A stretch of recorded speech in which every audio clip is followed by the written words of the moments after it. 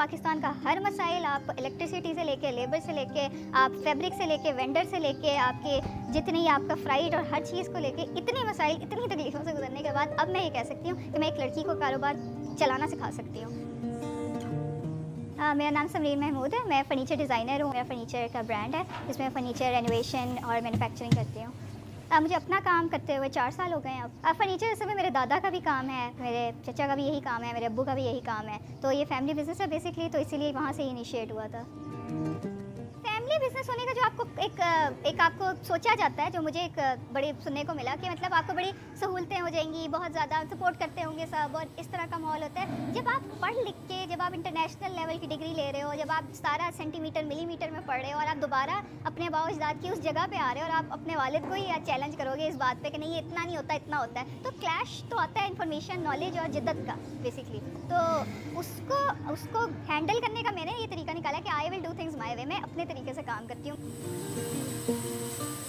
मैंने 4 साल furniture design and manufacturing पढ़ी हुई है, जिसमें मैंने सारा मैन्युफैक्चरिंग खुद भी की हुई है, हर मशीन हाथ से इस्तेमाल की हुई है, कुर्सी टेबल सब कुछ मैंने खुद हाथों से बनाया हुआ है। बेसिकली जब आप काम को खुद करते हो ना, फिर आप करवा अच्छा सकते हो। मुझे ये जो प्रोसेस का ये जो खूबसूरती है ना कि लकड़ी आई यहाँ रखी हुई है, फिर वो बिखरी, फिर वो वहाँ गई, फिर वो वहाँ गई, तो you will not see an order like that कि हर चीज़ अपनी शेल्फ में है ये है, लेकिन वो जो डिसऑर्डर का ऑर्डर है ना वो बड़ा खूबसूरत है यार।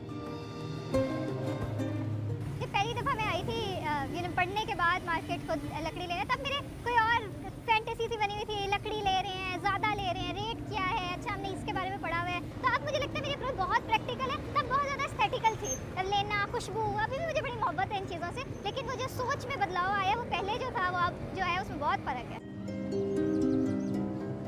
Out there in the market जाते हो, जब मैं वैसे ही लकड़ी लेने जाऊंगी या मैं वैसे ही कपड़ा लेने जा रही हूँ, उनके लिए मैं उनका सर्कल नहीं चला रही हूँ पहली दफ़ा में, तो उनका रवैया मेरे साथ फ़र्क होता है, डिग्रेडिंग होता है। कुछ कल की कुड़ी है ना, क्या पता लकड़ी है बाजी तो शौकिया ही है, तो ये उनके लिए मजाक होता है, वो मॉक करते हैं, वो आपको हकारत से देखते हैं। लहजा बड़ा आपका पता लग रहा होता है कि मेरे साथ जो लहजा है, पिछला बंदा आया था उसके साथ ये लहजा ही था। रेट फ़र्क होते हैं कि मैडम उठ के कहीं से आ रही हैं तो इनसे ना मुख्तलिफ ही रेट लो। ये ज़रूरी नहीं कि मैं फ़ोन पे ही ऑर्डर कर रही हूँ तो कोई धोखा होगा, सामने खड़े हो जाता है। मैं कुछ लेने गई थी, वो पर केजी के हिसाब से था, तो उससे जब वेट किया ना सारे मटीरियल का, वो कहता है 60 किलो है। मैंने कहा ये 60 किलो नहीं है, कहता बजी छोटी चाहिए हो तो जो नज़र नहीं आ रहा, असल में ऊंचा है। मैं कहा इसमें क्या मसला है, मेरे नीचे स्टूल रखो मैं देख लेती हूँ। मैंने बराबरी पे देखा तो वो कम ही था, तो उसने वेट बढ़ा दिया, मेरा मजाक उड़ाते हुए बढ़ा दिया।